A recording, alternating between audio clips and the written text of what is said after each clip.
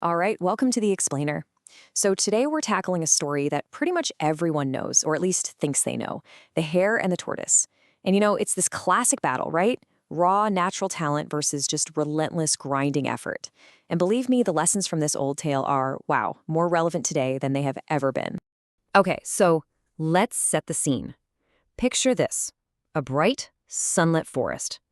And right away, we hear this taunt. It's cocky, it's boastful, and it's coming from, you guessed it, the hare. And he's aiming it right at the one and only slow-moving tortoise. And that single comment, that little bit of mockery, that's it. That's what kicks this whole thing off. It really sets the stage for the entire story, this big showdown between overwhelming pride on one side and this quiet, totally underestimated determination on the other. So let's really break down who we're dealing with here, our two main characters. On one side, you've got the hare. His whole identity, his entire sense of self, is wrapped up in how fast he is. It's why he's so arrogant, why he's so quick to make fun of others. For him, it's all about talent. But then you have the tortoise. He's the complete opposite. He's all about the process, that slow, quiet, steady work. It's a total clash of worldviews before a single step of the race is even taken. But then, something happens that nobody saw coming. The tortoise, who's usually so quiet, has finally had enough. He's been pushed to his limit, and he doesn't just snap back with a clever comeback. No, he does something much bolder. He throws down the gauntlet, a race, a direct challenge, a contest of pure speed all the way up to the top of the mountain. And the hare? Oh, he thinks this is the funniest thing he has ever heard. I mean, the very idea of the tortoise even competing with him, let alone winning, it's absurd. It's completely laughable. So of course he accepts right then and there. In his mind, this race is already over. So, the challenge is on. The sheer ridiculousness of it all is just pouring fuel on the fire of the hare's ego.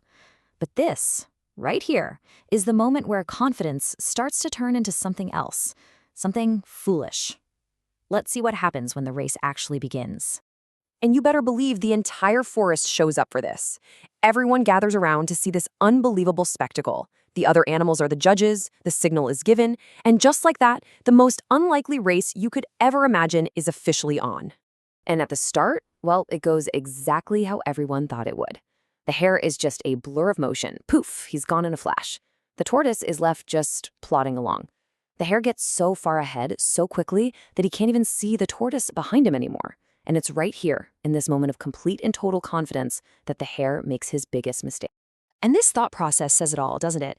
It just lays bare his fatal flaw. Pure, unadulterated overconfidence. See, it's not just that he thinks he's better. It's that he believes his talent is so great that effort doesn't even matter. It's completely irrelevant. So for him, taking a nap isn't a risk. It's a perk, a little luxury he's already earned. Because, hey, the race is already won. So the hare is off to dreamland, feeling pretty good about himself and his massive lead. But here's the thing, the race isn't over. Not by a long shot. And now, the story shifts its focus to our real hero, the one who gets that a race isn't just about sprinting. It's about those unstoppable one-after-the-other steps. This is so important because it gives us a window right into the tortoise's head. And let's be super clear, this was not easy for him at all. His legs were aching, he was gasping for breath, he was sweating. The real win for him wasn't crossing the finish line. No, the victory was happening in every single one of those painful steps that he took, refusing to stop. And then we get to the turning point, the big moment. After what must have felt like forever, just grinding it out, the tortoise keeps on going, and then he sees it. There, on the side of the path, is his competition. The lightning-fast hare, sound asleep. Now, this is an interesting question, right? What would you do in that situation? Would you wake him up, try to make it a fair fight? Or do you just seize the opportunity that's right in front of you? Well, for the tortoise, the answer was simple. His goal was crystal clear. Yeah, he wasn't there to teach the hare a lesson about being a good sport. He was there for one reason, to finish the race he agreed to run. So, without making a single sound, he just keeps going. He quietly passes the sleeping hare and continues on his slow, steady, and, as it turns out, winning path. And just like that, as the tortoise moves past, the fate of this race is pretty much sealed. Which brings us to the grand finale, the unforgettable ending, and the powerful lesson that people have been talking about for, well, centuries. Sooner or later, the hare wakes up with a jolt. But things are different now. The sun is way down in the sky, the shadows are long, and a wave of pure panic just washes over him. He realizes his quick little nap wasn't so quick after all. In fact, it might have cost him everything. He just explodes into motion, running faster than he ever has before in a desperate sprint to the finish. But it's no use. It is way too little, way too late. As he gets close enough to see the mountaintop, he sees something that should be impossible. The tortoise, already there, waving the victory flag, celebrating a win that he earned one single step at a time. So, what's the big takeaway here? The crucial point of the story isn't really slow versus fast. It's about arrogance versus humility. It's about raw talent versus pure, gritty tenacity.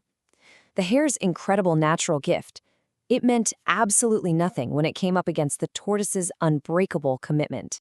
Look, the tortoise's win wasn't some kind of magic trick. It was a formula, a really simple but incredibly powerful strategy that any of us can use.